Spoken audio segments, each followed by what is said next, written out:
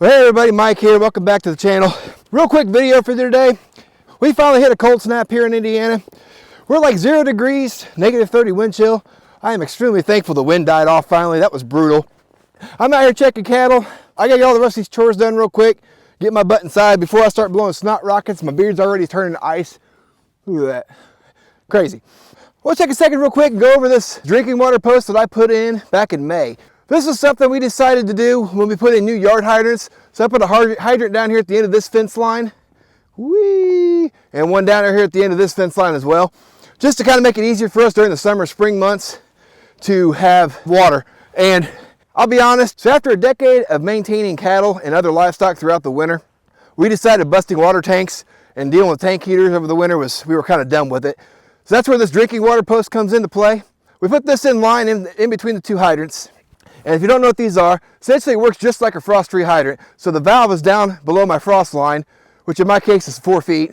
And the only thing that really is different about this versus like a hydrant is you put a little bit bigger gravel pad at the bottom of this. I'll throw some pictures or little videos up to kind of show you what that looked like when we were doing this installation. All you gotta do in this drinking water post is your cow, horse, goats, or whatever come over here and they push on this paddle. This dude fills up with water like this. They get their drink, and as soon as they let go of that paddle, the water drains back down to the bottom just like a frost-free hydrant does. You can get these different heights depending on what your frost line is and what animals you're trying to service throughout the year. Now I will say with my cattle, I told you, my nose is starting to freeze, guys. The kids and the wife and I probably spend a couple hours each working with them. There you go, buddy. We finally figured it out. It only took me like 2 weeks, but I got you to figure it out. I can tell you it's pretty good water because we drank out of this a few times before they started drinking out of it. But they finally got the hang of it, and once they picked up on it pretty quick, we took the other water trough away and gave them access to just this only. So when we designed this thing and decided where we were going to put it, I wanted it to be between the two front paddocks that I usually use during the wintertime. That way they could get to this from either side of the fence.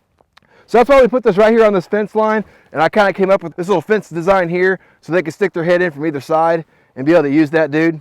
And like I said, so far it's worked out great. We haven't had any issues with it. Even when our calf, which is, where's she at? There she is. Our calf there, she's a lot bigger now. When we first had her, she's a couple months old. She learned how to use that hydrant pretty quickly as well, even at the height it is. I think it's about 3 feet out of the ground. Comes up to my pocket on my pants here. That's all I really wanted to go over with you guys today.